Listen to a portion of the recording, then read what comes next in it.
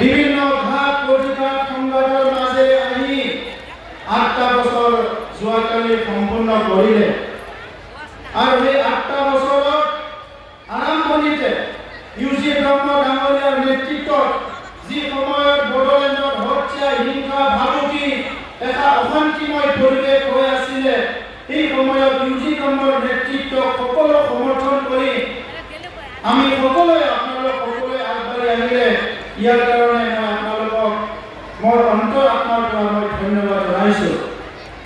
মাননীয় ৰাইজবোৰ थांनाय 8 बोसोराव इउजी ब्रह्म बिथांनि दैदेननायाव इउपिपिएल हानजाया 2015 मायथाइयाव जोनोम जानायनि उनाव बै समनि गाज्रि थासारिनि गेजेरजोंबो बै समनि सिगि सिथ' गणतान्त्रिक माखासे हाबाफारि बै समनि सरकार सालायग्राफोरनि दमन नीति बे गासैखौबो नेवसिनानै मोजां मोनसे थांखिजों मोजां मोनसे नोजोरजों इयुनाव जोंनि हारि माहारिखौ जौगाहोनायनि थांखिजों इउजी ब्रह्म बिथांनि दैदेननायाव जोङो 8 बोसोर कमप्लिट खालामबाय। बे 8 बोसोराव बड'लेण्ड ओनसोलनि गासिबो जोंनि बर' आइ आफा रायजो राजाफोर गुबुन गुबुन हारि माहारिनि रायजो राजाफोर बयबो मदद खालामनानै दिनै बे जाफुंसार 8 बोसोराव बड'लेण्ड ओनसोलखौ सोलायनो हानाय मोनसे थासारि लाबोनायनि थाखाय आं नोंथांमोननो रोजा रोजा साबायखर बावहरबाय। मानोना रायजोफोर दिनैनिफ्राय बारा गोबाव नङा 4-5 बोसोर सिगांथिंजाय नायहरबानो नुगोन बै समनि बड'लेण्डनि थासारिया माबायदिमोन। अराय सम दादागिरि सिगि सिथ' खालामनाय जौ जुवा बुलायलायनाय सोबख'नाय थगायनाय नासयनाय गावबा गावनि गेजेराव गादबलायनाय मोनसे राजखान्थिनि थासारि दङमोन। नंगौना नङा रायजोफोर? दा बे थासारिया दिनै सोलायबाय आरो बे सोलायनायनि गुदियावनो जाबाय इउपिपिएल हानजानि मोनसे इयुन नोजोर गोनां राजखान्थि बेनि गेजेरजों दिनै सोलायनाया फैबाय आरो बे सोलायनायखौ गोजौ खालामनानै लाखिनो हायोब्ला जोंनि बड'फा उपेन्द्रनाथ ब्रह्मआ जि सिमांखौ नुदोंमोन बुहुमाव जोंनि माहारिखौ गेरेमसा हारि एबा गेदेमा माहारि महरै गायसननाय बियो बारा गोजान गैला रायजोफोर। 17 बोसोर हाग्रामा महिलारिनि दैदेननायाव बिपिएफनि सरकार जेराव सोलोंथाइनि फारसे जेबो सिन्था गैयामोन, हारिमुनि फारसे जेबो साननाय गैयामोन, गेलेमुनि फारसे जेबो साननाय गैयामोन, लाइमोनफोरनि फारसे जेबो साननाय गैयामोन, आबादारिनि फारसे जेबो साननाय गैयामोन, आइ आफा रायजो राजा आइजोफोरनि फारसे जेबो साननाय गैयामोन। आरो दिनै इउजी ब्रह्म बिथांनि नोजोर, रोंगोरा नार्जारी बिथांनि नोजोर, गोबिन्द बसुमतारी बिथांनि नोजोर, जोंनि माखासे हारियाव गोलाव सम सेक्रिफाइस खालामबोनाय माखासे दैदेनगिरिफोरनि नोजोरजों बड'लेण्ड हालामा सोलायनायनिफ्राय सोलायनो हमबाय। बारा गोबावनि बाथ्रा नङा, मैया नोंथांमोना नुनो मोनदों भारतनि रक्षा मन्त्रिया फैनानै क'क्राझाराव जोंनि ओनसोलखौ जोंनि माहारिखौ जोंनि मानसिफोरखौ बाख्नायनानै बेसेबां मोजां बिबुंथि होलांदों। नाथाय दिनैनिफ्राय 3-4 बोसोर सिगाङाव बेबायदि बाथ्रा बुंनायनि थासारि गैयामोन मानोना रायजो राजा बिथां। दा ओंखायनो दिनैनि समा गावजों गाव थगायलायनायनि नङा, फोथायलायनायनि। दाबो दिनै सम सम बिथांमोना बायदिसिना प्रग्राम खालामनानै ओंखारनानै रायजो राजाफोरखौ थगायनो नागिरो। इउपिपिएल जाथिखौ फाननाय, प्रमद बर'आ जाथिखौ फाननाय, रायजोखौ थगायनाय बायदिसिना खोथा बुंनो नागिरो। दिनै जोङो जोंनि फरायसाफोरखौ डाक्टार, इन्जिनियार, आइएएस अफिसार बानायनो नागिरनाय हारिखौ थगायनाय नामा?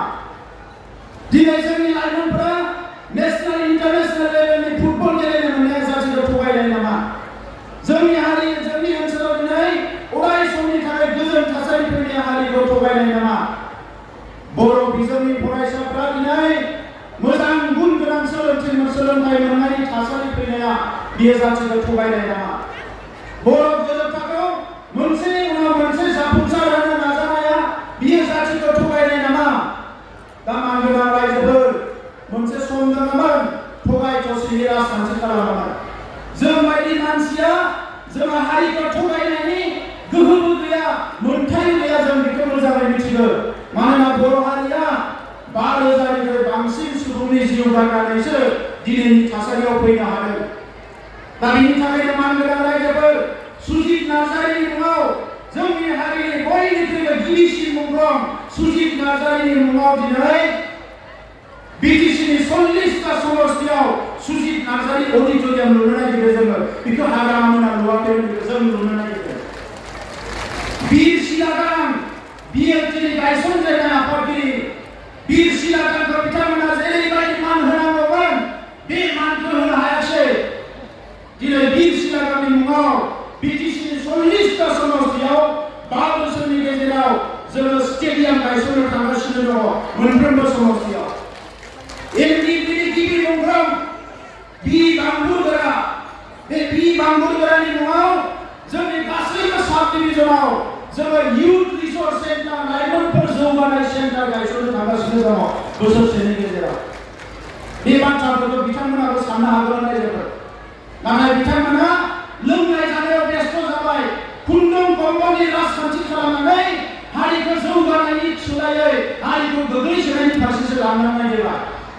दा ओंखायनो दिनैनि समा फिसा फिसा बाथ्राफोराव गोदोनानै थानायनि सम नङा रायजोफोर। जों दावगालांनांगोन, जों दावगालांनांगोन। मालाया दावगालांनो हायोबा जों मानो दावगालांनो हाया? जोंहा मा गैया? दिनै जोंनि हारिया मेलेम दङ, गोहो दङ, साहस दङ, गासैखौबो मावनो हानाय गोहो दङ। अनजिमा एसे खम जाबा मालाय मा जानो? अनजिमाजों खोथा गैया रायजोफोर। गोहो नांगोन, साननो हानाय मेलेम नांगोन, साहस नांगोन आरो कनफिडेन्स नांगोन। कनफिडेन्सजों जोङो दिनै दावगाबोगासिनो दङ हारिया। दा ओंखायनो दिनै फिसा फिसौ बाथ्राफोरखौ लानानै गोनो गोथो जानांगौ जेबो गैया। दिनै बिथांमोना आन्दायबाय। एखनबा सोरजोंबा कंग्रेसजों लोगो जालाय, एखनबा बिजेपिजों लोगो जानो नागिरो, एखनबा सोरजोंबा लोगो जानो नागिरो। बिथांमोननि लिडारा माला सोरनि टुपि गानो, माला सोरनि गामसा गानो, माला सोरनि धुति गानो हमनो हाला रायजोफोर। टिभिफ्राव नायनानै सरकार बायदिसो मोननाय जाबाय। अकल पलिटिक्सनि थाखाय सोरनि खाथियाव आथिं हमा। दिनै नायदो रायजोफोर माबायदि अबस्थायाव दङ। बे हारिया गावनि आथिङाव गसंबोदों गोदो गोदायनिफ्रायनो। दिनै सरकार सालायनायनि नामाव, राजखान्थि खालामनायनि मुङाव हारिखौ जोङो मालाबाबो मालायनि सिङाव लानो हाया। जोंखौ बिथांमोना दानसावो मालायनि सिङाव थांबाय होननानै। नाथाय बिथांमोना दिनै उनथिंजाय नायहर, गावसोरनि राजखान्थि जिबनाव 100 बार मालायनि आथिं खुलुमनानै फैग्रोबाय बिथांमोना। इयुनाव हारिया अलखदाव गोग्लैनाय, हारिया खैफोदाव